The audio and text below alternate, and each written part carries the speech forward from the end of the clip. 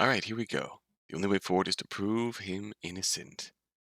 We're in the dilemma now where we are about to retry the Manny Steele case.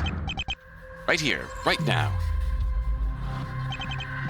Very well, Mr. Justice. This court will hear you out. The options in this situation are to either present evidence proving Manny Steele innocent, or to call a witness whose testimony will do just that. Which one will you choose to do? Be sure to weigh your options carefully, Mr. Justice.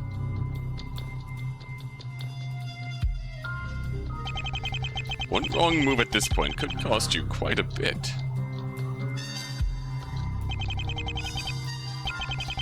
Decisive evidence or decisive witness?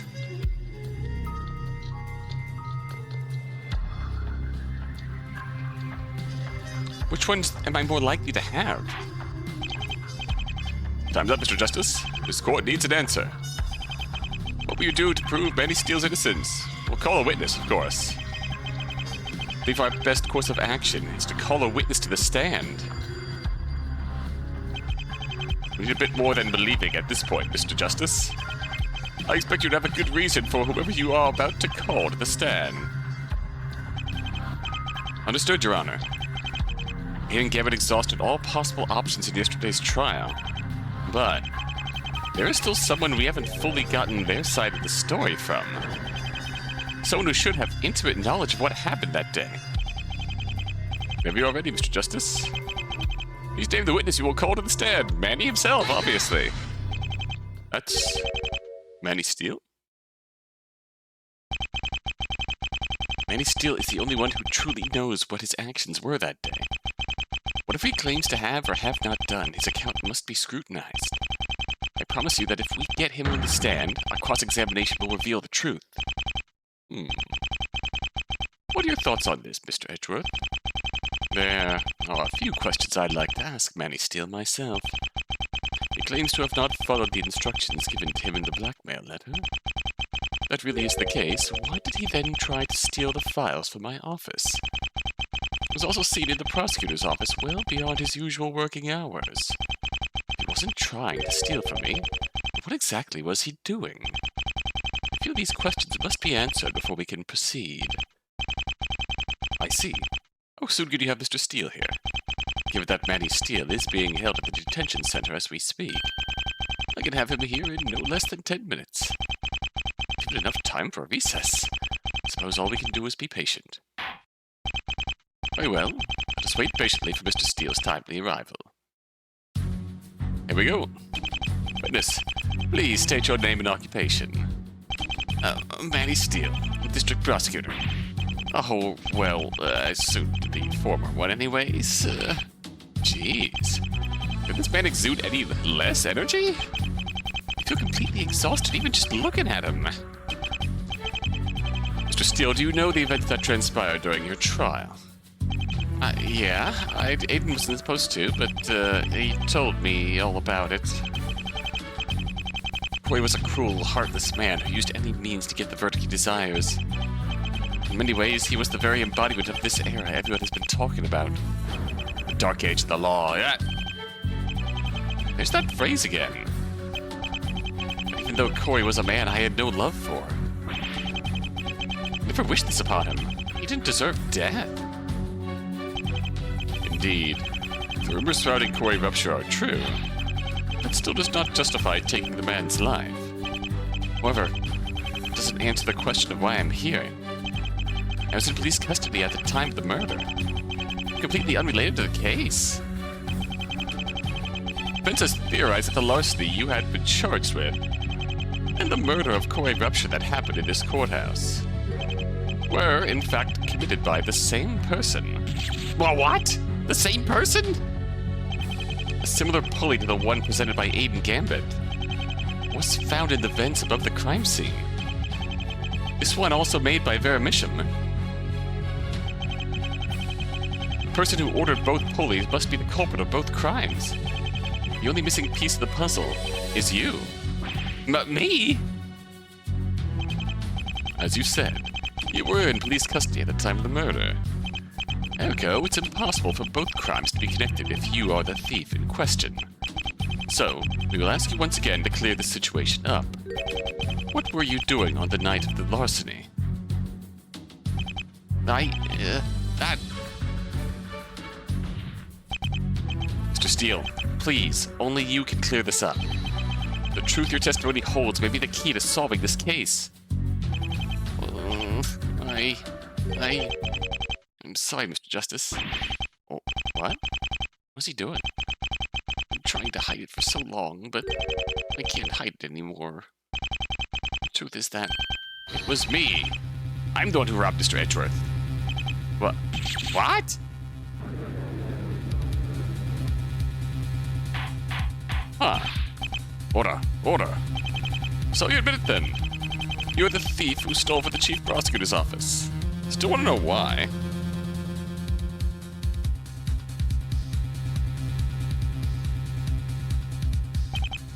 Yes. Consider this my confession. I can no longer hide the truth now that a murder accusation is on the line. The truth is that both cases are completely unrelated. Objection!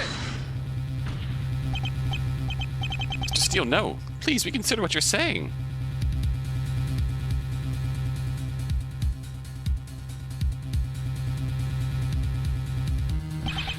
Life of an innocent man could be on the line. Objection! Oh.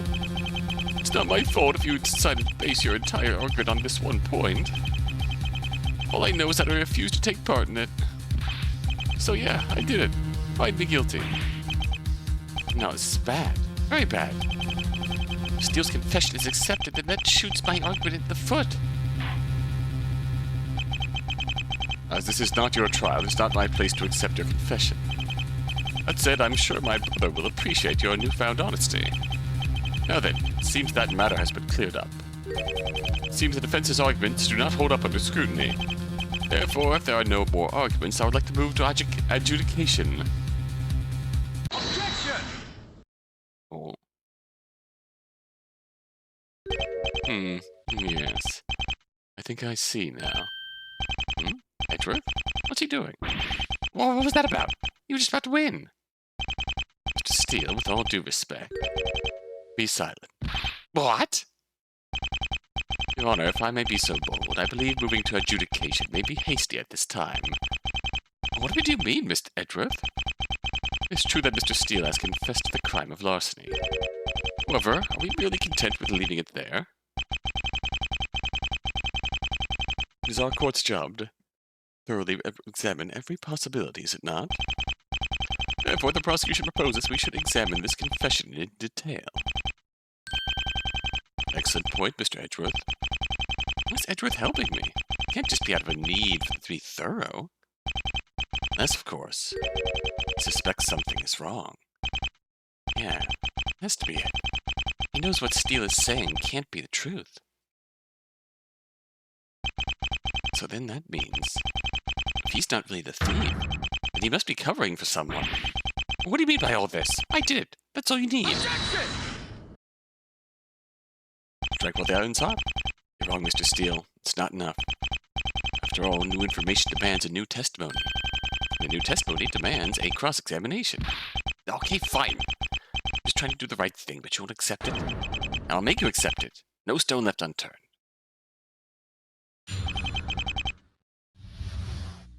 Alright, let's do it. Several days ago, I received an ordinary envelope in the mail with a letter inside. The letter itself was a blackmail letter, threatening to expose my greatest secret. I'm ashamed to admit it, but I gave in to the letter's demands and did as asked. Soon found myself in Mr. Edgeworth's office, where I tried to steal the files in front of him. My attempt was foiled. The files were wrestled away from me on my first attempt. Later, I stuck into Mr. Edgeworth's office like how Master Payne predicted. He stole the files and took them to my office. I deserved to be branded a thief. Two separate theft attempts. I see. That gives a clear picture of what happened that day. So you took the files because of the blackmail letter? Yes.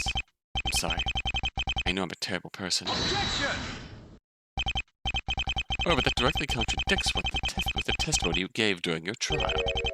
You clearly stated that you did not follow the blackmail letter's instructions. I was lying. I didn't want to be caught. Now it doesn't matter anymore. I may as well tell the truth. So you openly admit to committing perjury on the stand. All the more reason to examine the details of your confession, yes? You just won't let this go, will you? As long as Steele's insisted on his confession, I can't make any progress. You need to start poking holes in that confession, and pronto. Don't know why you want to protect the murderer so badly, Steele. I swear I'll get to the bottom of this.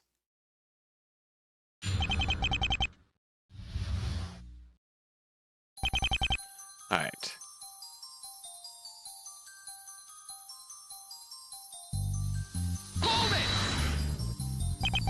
About how many days before the theft was this? I don't remember the exact day, but it was about 1 or 2 days prior. You reacted so quickly to it? I didn't really have much of a choice. I knew I didn't have much time at all. What made you so sure of that?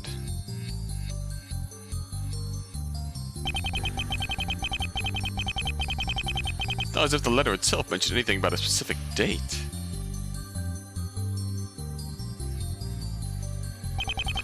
It's actually very easy to explain.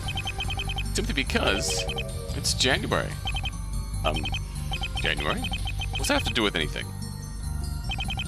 It's clear that the blackmailer was using what happened 13 years ago against me. The date that horrible crime happened was January 16th. Ah, I see. So you're saying there's no doubt in mind that was going to be my deadline. I knew I had to react quickly if I was going to avoid having my secrets exposed. Which explains why you were so desperate to have the case reopened. Yeah. I feel so weak letting that happen to me. Regardless of the circumstances, what you did was unacceptable. Under duress or no, you will have to answer for your actions. I understand, Your Honor. In any case, let's return to your cross-examination.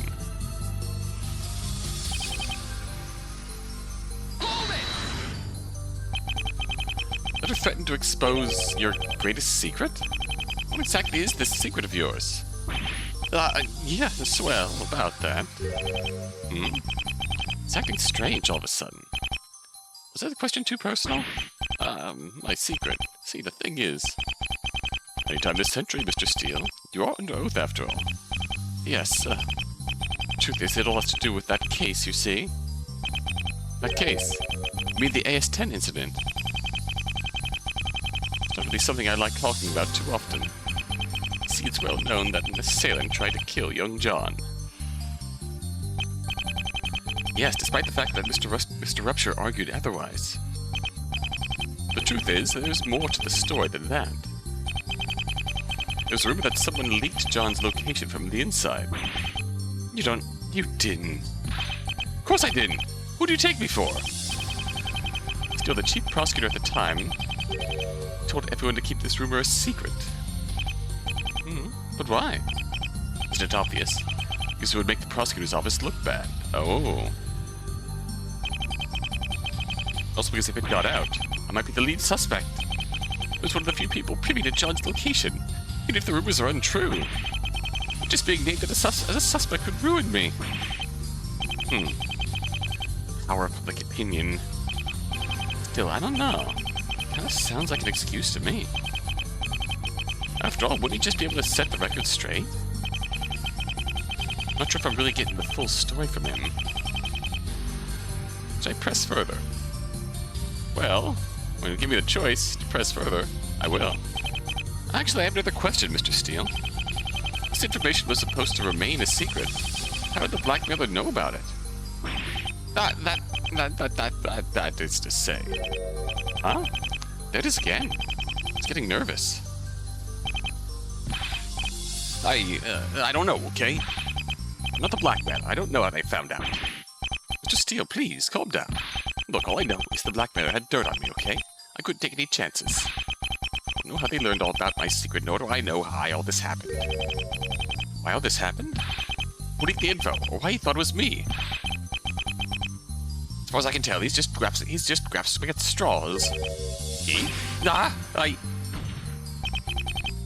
Mr. Steele, do you know the identity of the blackmailer?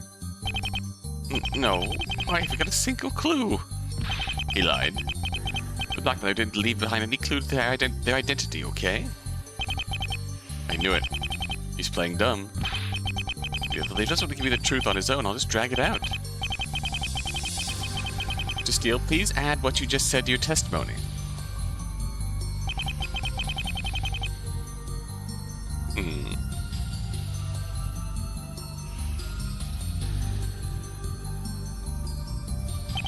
We'll go back to this.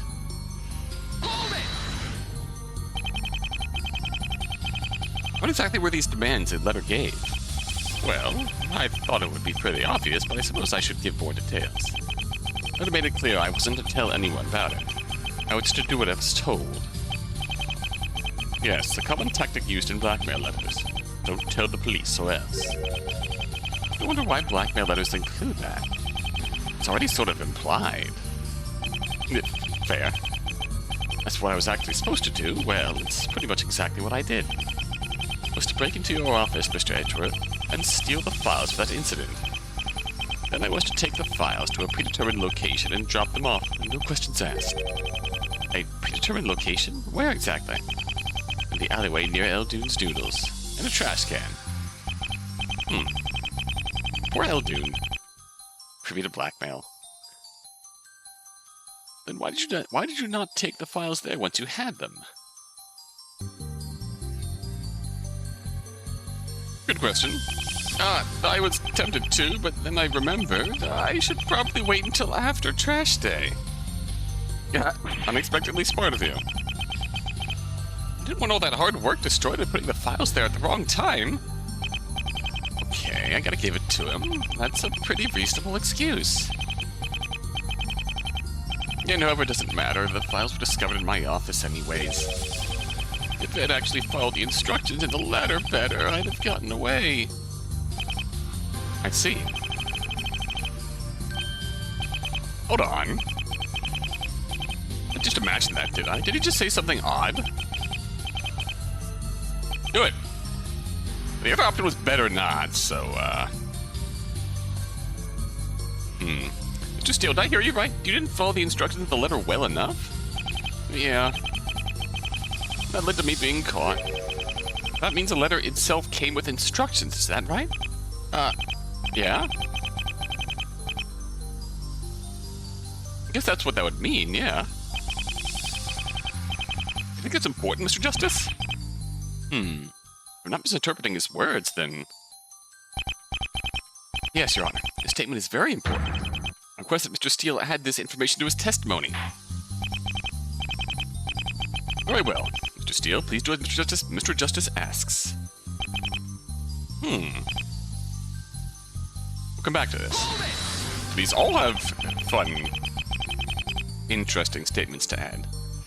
Why attempt to steal the files when he was right there? Desperation, mostly. I was running out of time.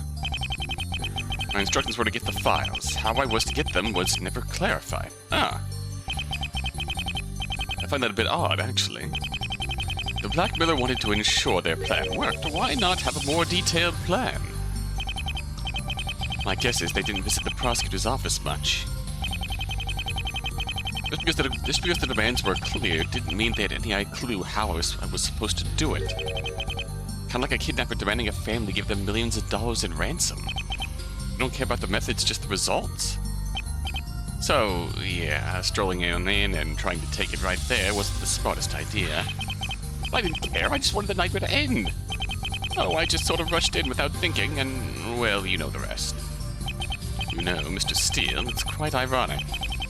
You stole the files in an attempt to end the situation as fast as possible. However, it was this very thing that led to you being the lead suspect in this crime. In a way, your hasty actions led to the complete opposite of what you wanted. Guess that's just fitting, huh? In the end, I ended up being hung by a noose of my own making. A tale as old as time. By a nickel every time I saw a suspect unintentionally dig their own grave by their actions. I think I could safely retire and be set for the rest of my life.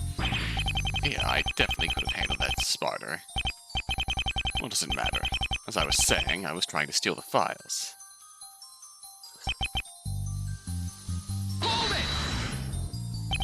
You describe in greater detail what happened during that first attempt. Well, it all started when I knocked on the door of the prosecutor's office, chief prosecutor's office. You knocked? Did you know he would be there? Oh, no, not that late at night, but I had to check. I see. Please continue. Mr. Edgeworth answered the door, and I said I wanted to discuss some things. As I recall, you said you wanted to discuss the possibility of reopening that case. Yeah. I wasn't being entirely truthful. See, I was planning on stealing the file that night no matter what. It was all an excuse to enter my office, was it? And yet you sounded fairly adamant on your argument to have it reopened. Well, deep down maybe I did hope I could take a third way out. Thought maybe if I could put an end to the case once and for all, I could please the blackmailer. Your speculation, of course, but the idea wouldn't go away. Of course, whether or not it would have worked is irrelevant, because that door was closed. Because I'm not able to actually reopen that case. I think any option I could take to get out of it would be a no-go anyways. Destiny was pointing me to do what I did that night. Bit of an extreme belief, but okay. And so you tried to take the files, but were thwarted in your attempt. What happened after your failure in the chief prosecutor's office?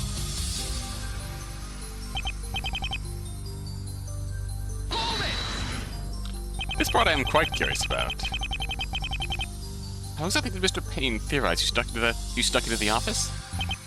Well, first of all, I waited until Mr. Edgeworth exited his office. How'd you know when he left? Actually very simple. I made up an excuse to visit the security lady in charge that night.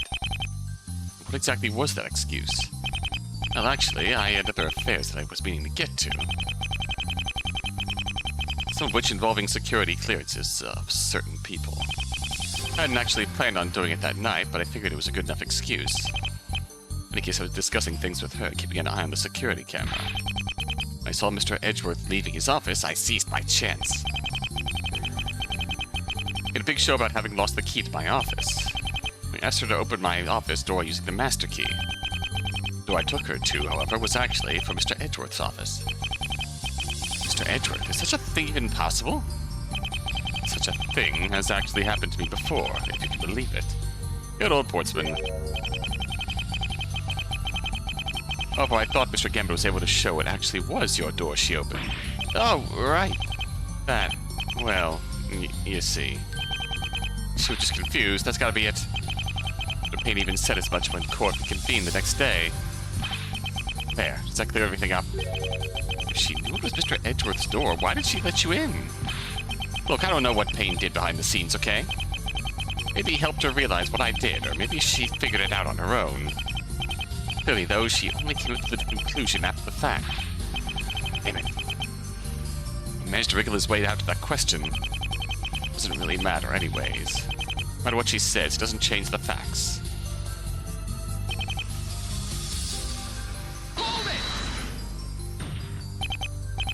Mr. Steele, are you sure you want to be branded a criminal? You don't have to take the fall for this. Objection. Do you think badgering me to retract my confession will work? What do you think will happen? You think you're going to convince me to just say, whoops, I didn't do it? The evidence is clear. I'm the one who stole the files from Mr. Edgeworth's office. I'll keep saying it as many times as I need to, Mr. Justice.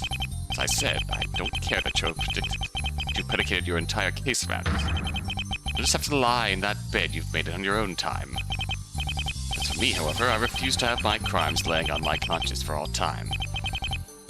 Made a mistake. It's time that I paid for it. Indeed. Mr. Steele has made it clear he has no plans to retract his confession. I must ask that the defense does not continue to run this testimony in circles forever. Indeed. I'm growing impatient, Mr. Justice. Understood, Your Honor. Yeah, I'm clearly running out of time.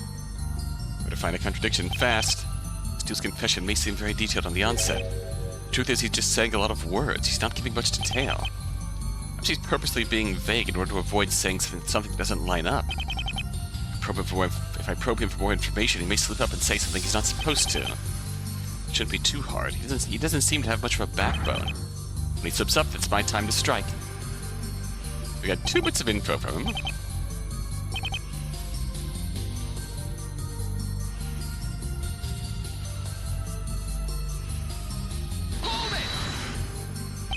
Are you sure you don't even have the slightest idea? You're not even the tiniest bit sure. Repeating the same question over and over won't change my stance, Mr. Justice. You don't think I haven't seen your tricks before? I'm a prosecutor. Or what? I know what you're trying to do. You're trying to ask me the exact same question in different ways that I'll give you a different answer, aren't you? Not at all, Mr. Steele. I'm not that kind of lawyer. I just want to be sure that I'm hearing you correctly and that we're on the same page. Why? Do you have doubts about what I'm saying? Mr. Justice, allow me to put those doubts at ease. Had any idea who the blackmailer is, don't you think I'd be pointing fingers? What do you mean? I hate to admit it, Mr. Justice, but I'm not exactly a brave man. The prospect of going to jail for my crime scares me. Not to mention I'm losing my job. If I knew who tried to blackmail me into doing the bidding, I would have had them arrested on the spot before all of this even happened. Indeed. Trying to blackmail a prosecutor is a dangerous game. Since we worked so closely with the police, if he had truly known the blackmailer's identity, said blackmailer would be in handcuffs before they could blink. What about the secret that they were holding over your head? Wouldn't that keep you from acting even if you did know who they were? No. If I had them arrested, I could get a gag order issued. That would be enough to keep my secret from leaking. Speaking of which, the non-disclosure agreement of this very trial should keep your secret safe. I doubt you'll become a suspect for leaking insider knowledge anytime soon.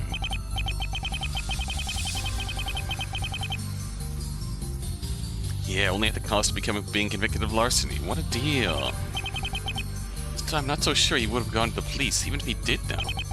You should take a look at the court records to get some insight.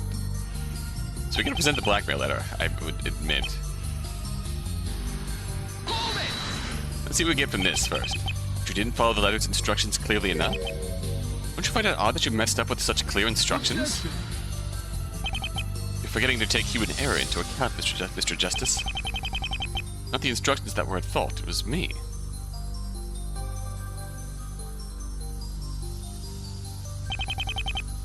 I'm the one who chose to hide the files in my office. I'm the one who left behind such blatant evidence.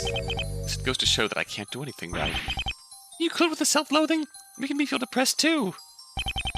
Why'd you choose to deviate from the instructions if you knew what was at stake? Surely you knew what would happen if you failed. Weren't you listening? Because I can't do anything right. I get it. I'm an idiot and a klutz and a coward. You don't have to keep reminding me. How exactly did you even get to be a prosecutor to begin with? Mr. Steele, calm yourself at once. Sorry, Your Honor. Just constantly being reminded of my shortcomings isn't exactly pleasant.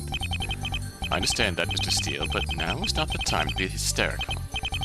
Yeah, I get it. Sorry, Your Honor. All this because he couldn't follow the instructions, right? Unfortunately, the problem with what he's saying is pretty obvious.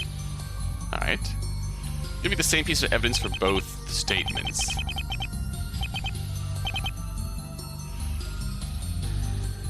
Objection!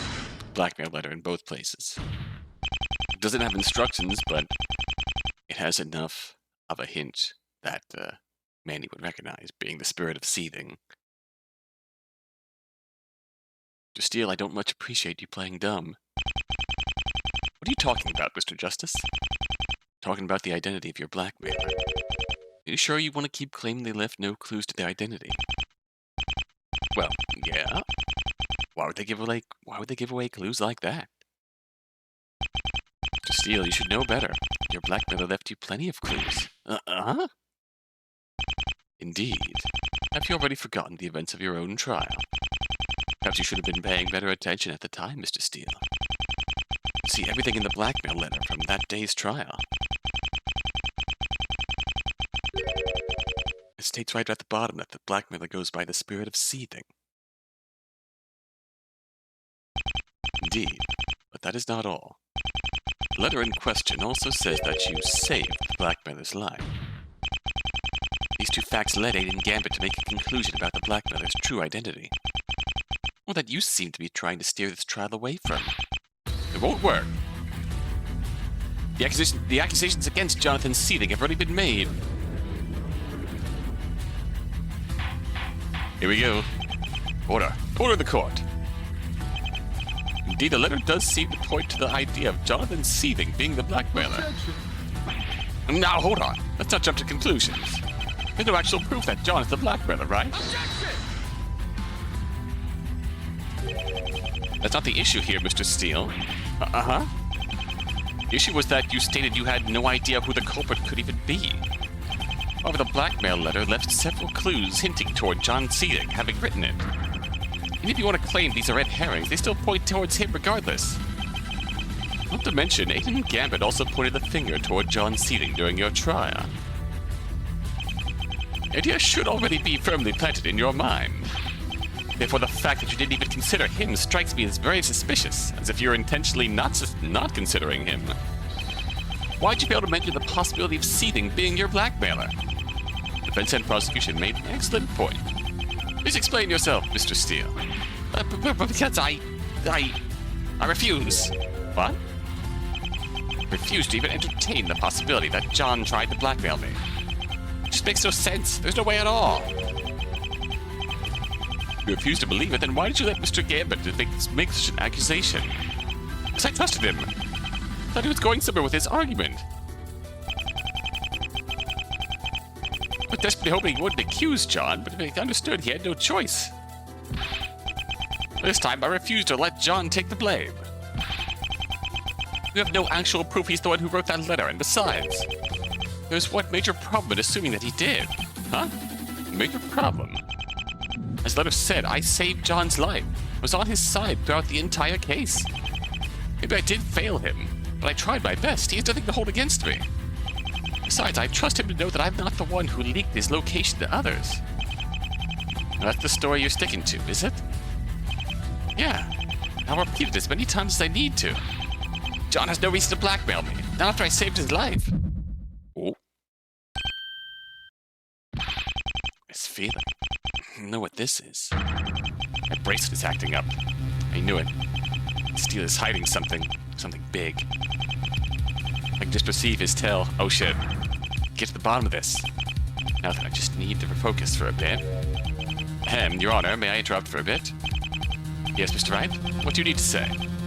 Follow. Remember what we discussed about your special talent? We discussed? I don't remember. Wait. Avoid using your special power if you could. You'd end up giving the jurors a bad impression of you to rely on tells instead of the evidence. So no tell spotting. Got it. Oh, okay. Thank you. I completely forgot. I can't use my bracelet here. If I do, I risk giving the jurors a bad impression. That won't be good for my case. Now then, I believe that clears that matter up. Oh dear. Mr. Steele, please update your testimony to reflect your new statement. Of course, Your Honor.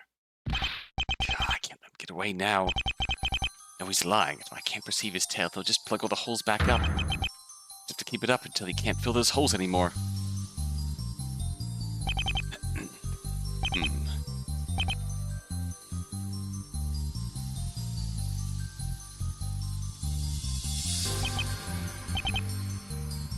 We'll come back to that. Objection! Present the blackmail letter again. Mr. Steele, something about your story that doesn't add up. I'm sorry? Did I say something wrong? Mr. Steele, you said that the instructions came with the letter, yes? Yes? What about it?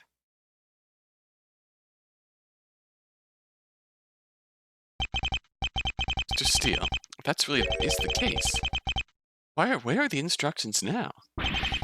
I'm sorry? Let's take a look at the actual letter in question. Letter reads, and I quote,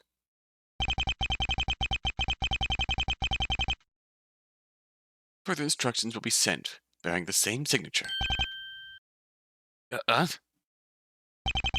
I'm sure you can see the problem. That doesn't actually have any instructions for what you were supposed to do. No way! So what happened to the actual letter, then? Order! Mr. Steele, this is a rather big oversight on your part. How do you explain this grievous error? I don't know what you guys are talking about. The instructions came with a letter, I swear.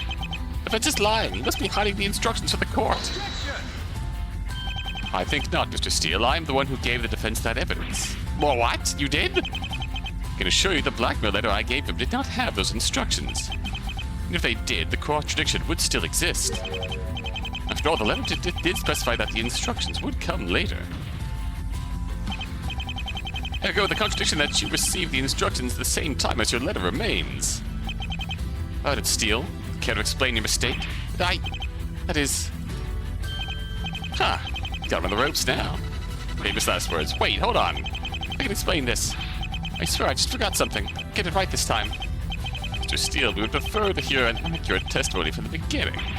I know. I'm sorry, Your Honor. I know I messed this up. The truth is, it happened.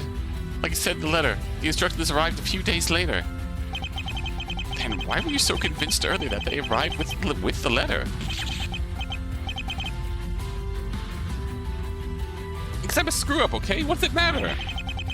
You know I'm bad at everything I do. You don't have to rub it in. Saving John's life is just about the only thing I've actually managed to not to screw up. Oh. There it is again. My bracelet's reacting. So there is very much a secret that happened in terms of Manny saving John's life. Did he, like, just fucking run away and leave John to die? Mr. Steele, I've had enough of these games. These corrections given to your testimony are quite damaging to your credibility.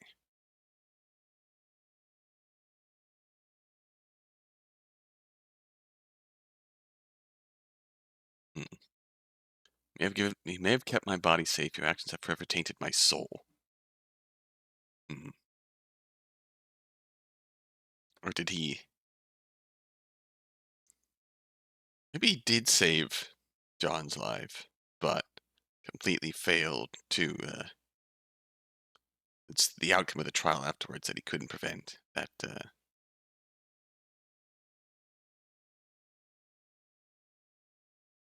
led to this shame? I don't know. Your Honor, please! Enough. Get your story straight from the beginning. Yes, Your Honor. I don't get it. What's going on around here? Two contradictions, both relating to this blackmail letter. Both times he managed to make my bracelet react. Why can't he get anything right about this letter? Did he even read it?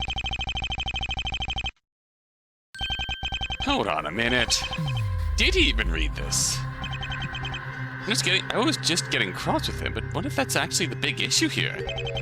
Did Steele not read the blackmail letter? Huh. Something on your mind, Mr. Justice? You have that furrowed look again. Is the letter not addressed to him? Your Honor, I think I've just stumbled upon a puzzling conundrum. Conundrum, you say? Mr. Steele claims to have read through this blackmail letter several times over. And yet, for some reason, he seems absolutely clueless about the letter's contents. I believe this points to the possibility that Mr. Steele didn't actually read the letter. What? Mr. Steele didn't read his own blackmail letter? That makes no sense at all! I gave the letter to Mr. Gambit. He can attest that I read the blackmail letter to him. I wasn't being blackmailed, then why did I steal from Mr. Edgeworth? Alright, then without looking at the court record, tell me what the letter says. Well,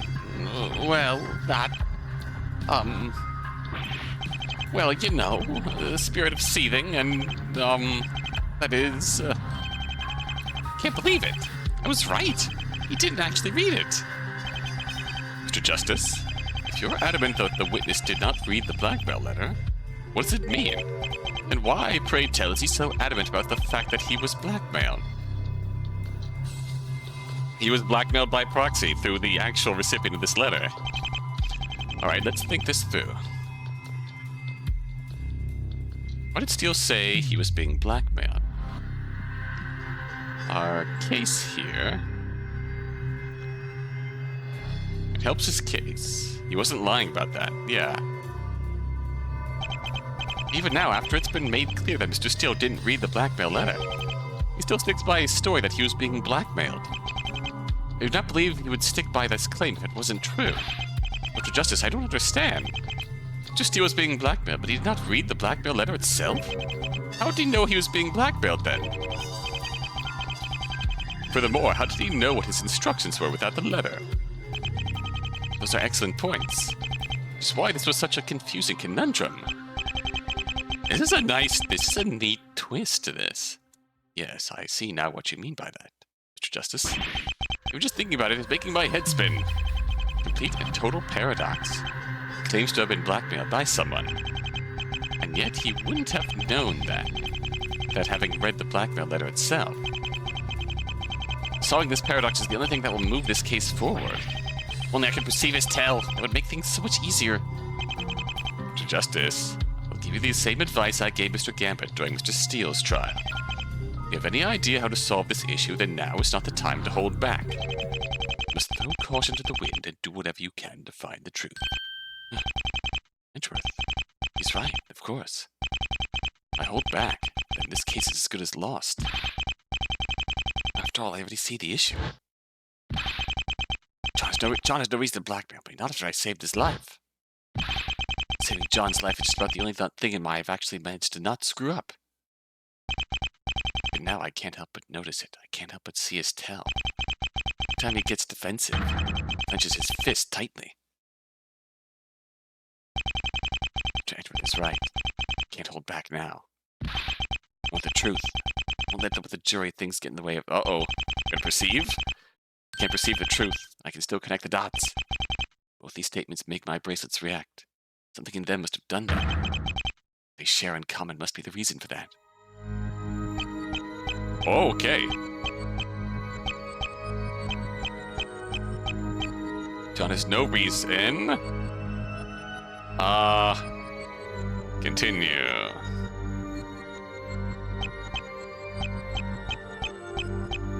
Blackmail me.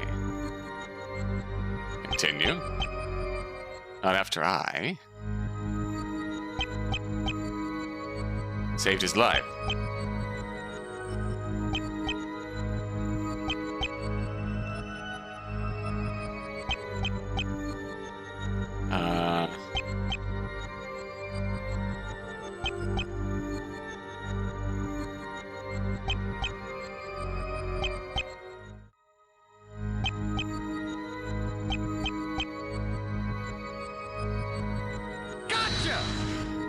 Nope.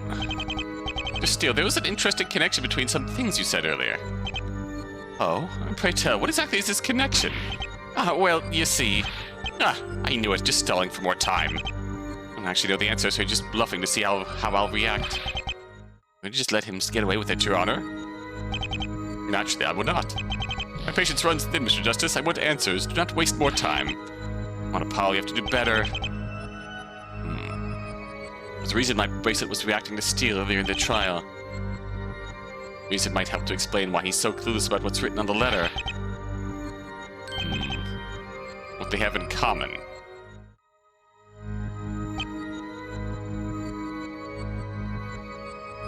The blackmailer is not John.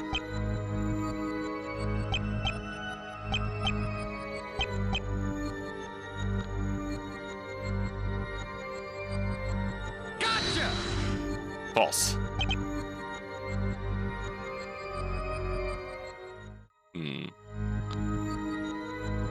I know what we need to get, but need to do some thinking about how we get there. And immediately the first thing I tried after pausing the recording is the one that works, so... The thing that they have in common here... saved his life. That's the point of contention here. Gotcha! That's the point that he's getting defensive over.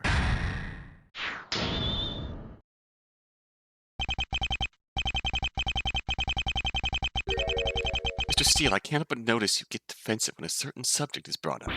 What? What are you talking about? Me? Defensive? I don't know what you mean. Wait a minute.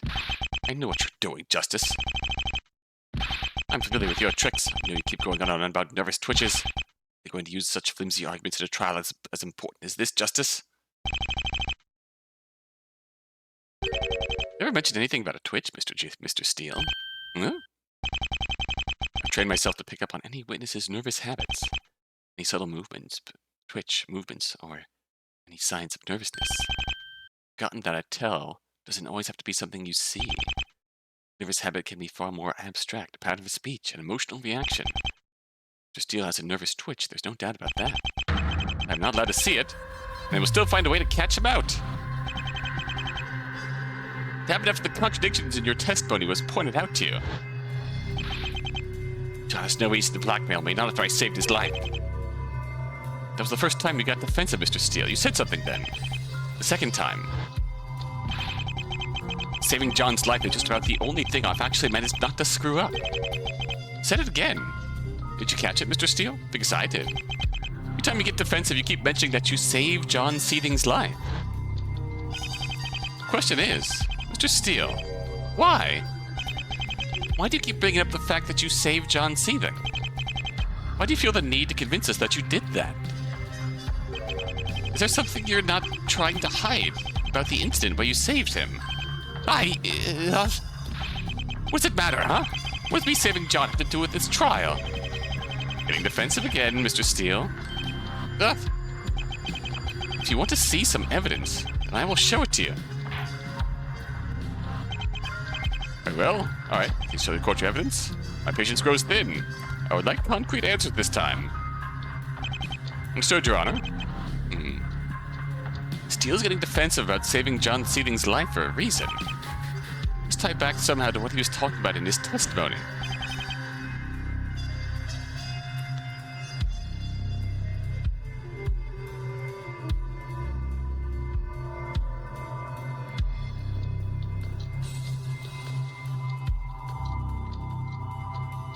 Oh, I just reread... Hang on, I just reread the case file here. Key witness John Seething claimed he was attacked a few days after the murder, saying that prosecution Manny Steele saved his life and that they were both wounded in the process. Events refuted this claim, proving that no such wound existed on Steele's person. Steele's person, specifically, is what cost the claim and left a black mark on the trial. No wound existed on Steele's person. John Seething claimed that they were both wounded. There was no wound on Manny, and that discredited John's testimony. And then... Shit, it's the case files. Naturally, of course. It's the same thing that brought up the discussion to begin with. So Manny may have saved John, but somewhere in the course of that shamed himself, claimed he got hurt too, hid something about it. John testified that they both got hurt. Then, what's his name? Motherfucker. Corey Rupture.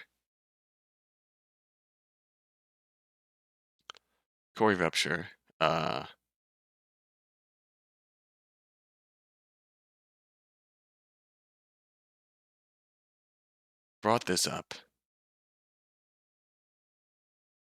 Used,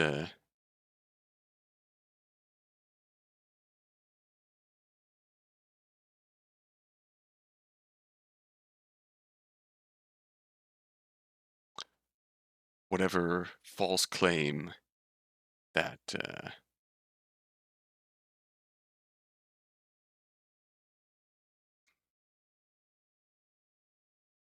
that Manny got hurt, used that to discredit John Seething, and get a win. It's the same thing that brought up this discussion to begin with. It all ties back to the case in which Manny Steele saved John Seething's life. Or at least, that's what everyone thought at the time. But everyone thought at the time? It might be that he didn't really save him. Just claimed to have saved him. Whatever the case, John thought that Manny got hurt. In the course of saving him, Manny didn't actually get hurt, and Corey Rupture used that to his advantage. The case that led Manny Steele to getting blackmailed in the first place. Steele claimed it's because that he would be accused of leaking insider information. What if it's something completely different? Something that would explain why he's been getting defensive about saving John's life. as well as why he never read the blackmail letter. Yeah.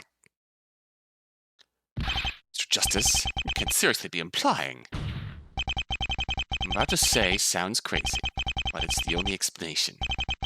There's one simple truth that explains all the inconsistencies with Manny Steele's testimony. The reason why he knew he was being blackmailed, even though he never read the letter. Reason he's so defensive about saving Seething's life. It's all because this is not your blackmail letter, Mr. Steele. Okay, this is swerving while it drives. This is swerving while it drives. Thought it was going, I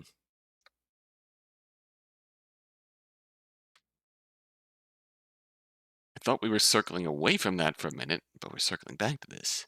Wait a minute, Mr. Justice, what you're saying makes no sense. I said it was clearly written by John Seething or someone impersonating him. It's addressed to the person who saved his life. Exactly. No, you can't mean. This is the big secret that Manny Steele has been trying to hide. The one that he's actually being blackmailed about. Because the truth is that he's not the one who saved Jonathan Seething's life. It can't be true. There's no way. Well, Mr. Steele, care to explain yourself? No! Oh, anyway, it is. Order, order, order! We have order in this court. Your Justice, this theory of yours, it's completely insane. And yet this is the only explanation that makes any sense. Manny Steele, you took credit for saving John Seething's life. However, you know that it's all a lie. Your blackmailer found out and has been using it against you. And you would go to any length to cover this secret up, including taking the fall for larceny. Mr. Justice, are you saying that Mr. Steele's confession is all a lie? That's exactly what I'm saying, Your Honor. Somehow, someway, someone learned that about Manny Steele's true secret. They've been holding this secret over his head to get him to do as they please. All in an attempt to frame him for larceny. And for what reason? Also, nobody would suspect the true reason for the larceny. The setup for Corey Rupture's murder. Steele, what have you done? Mr. Edgeworth, please, don't believe him. I want an explanation, now. Did you lie about saving Jonathan Seething's life? No, of course I didn't. You have to believe me. Then prove it. Prove we did what you said you did. Tell the court what happened that night. Don't leave out a single detail. Yes, of course, Mr. Edgeworth, sir. He's still sticking to his story. He might still think he can salvage this.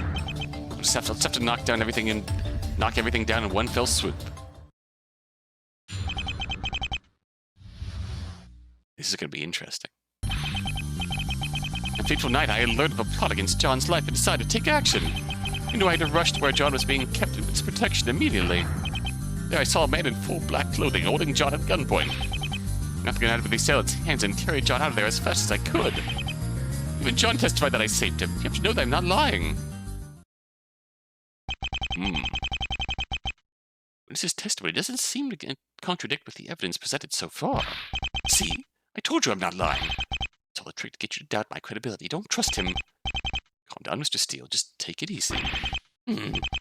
Sorry, Your Honor. Mr. Justice, you should know that I don't exactly appreciate my subordinates lying to me. Let us destroy his lies once and for all. I agree, Mr. Edgeworth. Edgeworth is really angry. Steele must have broken a lot of trust at this point. Even more than he originally had. What little trust he had left has been utterly and painfully shattered. Well, not to worry. I'll take down his lies no matter how many times it takes. Here comes justice.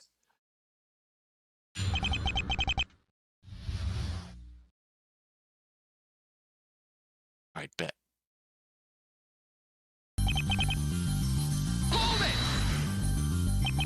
How exactly did you learn about this plot to kill John Seething? Well, I can't give away my names to my sources. The information is confidential. However, we have our share of informants who keep tabs on some pretty big-name groups. So it was one of those big-name groups that put the hit out on John Seething? As I said, I can't give too much information about that. What I can really do is let you make your own conclusions about what I learned that night. The files did say that the suspect in this case was linked to a famous politician. Damn you, so Sejima.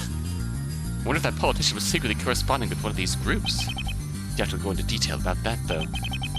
What sorts of things do you usually learn from these informants of yours? Oh, all the usual dirty dealings, activities of these groups, their locations on given days, their future plans, any contacts they may have, and so on and so forth. That's quite a lot of info they give out. Indeed, but all of it is necessary. Thanks to the work of these brave informants who are willing to put their lives at risk, I can tell you how many plots and schemes we've stopped. Mr. Edgeworth can vouch for me on this point. He can confirm how valuable they are. Indeed, undercover informants have been quite helpful to our efforts. They usually ask for a price for their info since they are putting their lives on the line.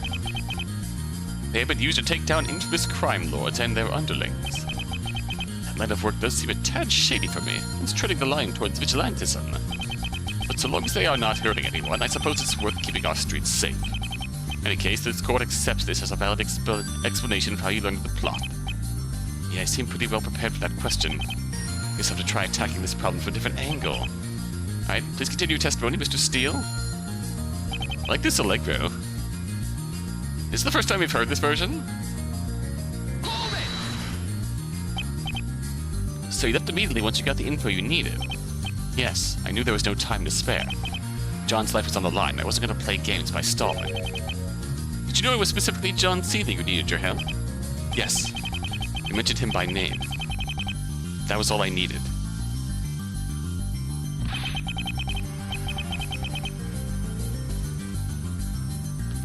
His name was all the info I needed.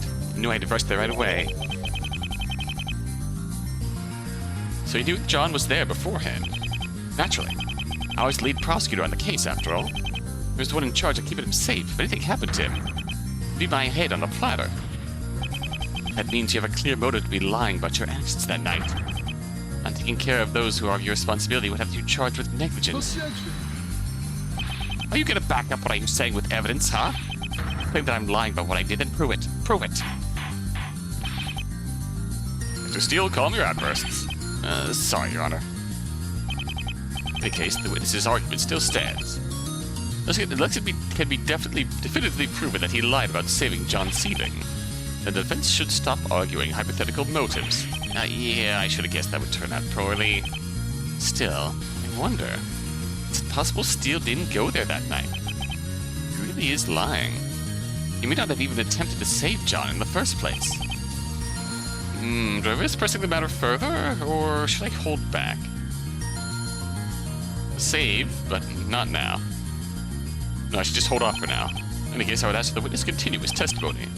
What happened when you reached the place where Mr. Seething was being kept?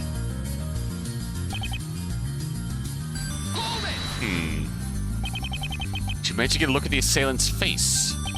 Unfortunately, no. He wore a balaclava to hide his face. A ski mask? Isn't that a bit odd? Wouldn't he risk causing suspicion by going into a hotel wearing a mask like that? Objection. He didn't necessarily have to be wearing it the entire time he was in the hotel. He could have entered the hotel dressed as any regular person, then changed into a bathroom or something of the sort to hide his identity from that point. Alright, fair enough. Well, I can't help but ask another question. How exactly did the assailant get inside the room to begin with? Honestly, I think the policemen guarding John were in on it. They're the ones who sold him out to begin with. They had to be working for someone. That is actually a fairly logical conclusion to come to. In fact, I'd wager a guess he's not wrong about that one. What happened to those policemen after the attempt on John Seething's life? They were promptly fired, and rightfully so if you ask me. Lucky I wasn't allowed to go further and prosecute them for what they did. You weren't allowed to go further? Why not? Well, ultimately, because their actions were deemed incompetent rather than malicious. Honestly, they're lucky nobody got hurt, or else they'd be in big trouble. I see. Wait, what did you say? Mr. Justice, you look troubled. Is something wrong with what Mr. Steele just said right now? Actually, there is. Your Honor, it's a big problem with what Mr. Steele just said. In fact, there's a contradiction within his own words. What, a contradiction? But I didn't. Ah, so you noticed it too. By all means, Mr. Justice, you may have the honors. Of course, Mr. Edgeworth. need to give the court record a good look through. I need to prove the contradiction in Mr. Steele's statement. Time's up, Mr. Justice. Let's hear your answer. Many Steele has stated that the officers were never charged for their actions, because nobody was hurt from the assassination attempt. That's obviously AS-10. Your Honor, here I have the files for the AS-10 incident. The AS-10 incident? How does that relate to this case? It's very simple, Your Honor. These are the very same files that were stolen from Mr. Edgeworth's office that night.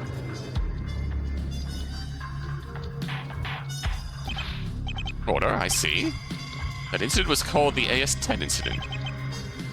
Where in this file does the contradiction with Mr. Steele's statement lie? Should be... First case. Murder.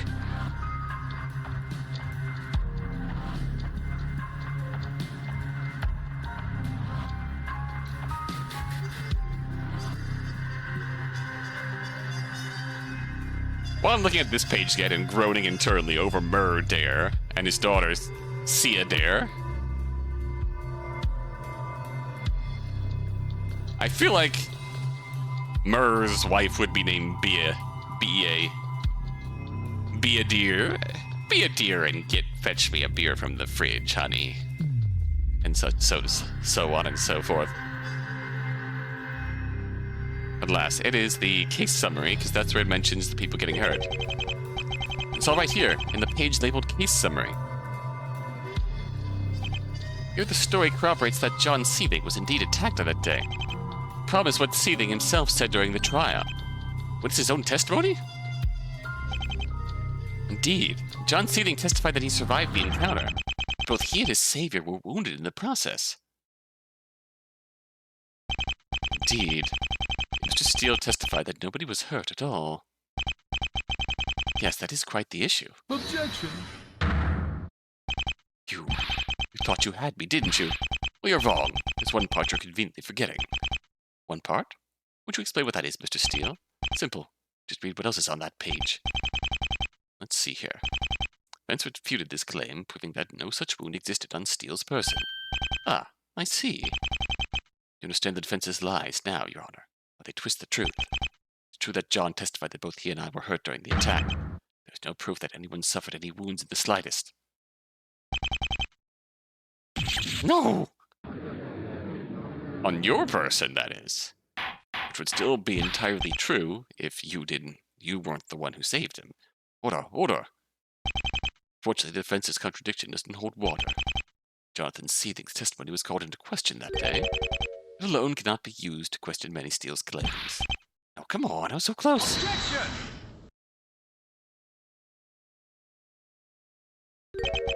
Now is not the time to give up, Mr. Justice. Edgeworth? It is true that Jonathan Seething claimed that he and Manny Steele were wounded on that day, even though there were no such wounds on Steele's person. The question we must ask ourselves is, why? Well, why? Why what? Why did Jonathan Seething claim that they were both hurt that day, despite the evidence showing that Manny Steele suffered no such injuries? Well, Mr. Steele, you wouldn't happen to have the answer, would you? Yes, well... Struggling. Edgeworth got him good with that one. He's got a good point. See, the thing is, that day Wait, I remember. There was something I forgot to say. Something you forgot, Mr. Steele. What is it? See, I know why John must have thought that I got hurt. That day when I saw the assassin aim the gun at John, I messed with him to get the gun out of his hands, and it fired a few times. What? The gun fired during a struggle? Are you absolutely sure? I'm as sure as I can be. You can even amend my testimony if you'd like. Very well. All right, Mr. Steele, please add this statement to your testimony.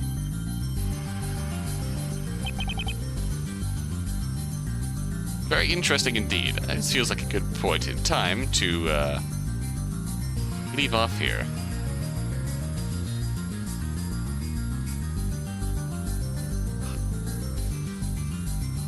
I am very curious. Let's see where this is going, but we'll have to deal with that next time. Until then,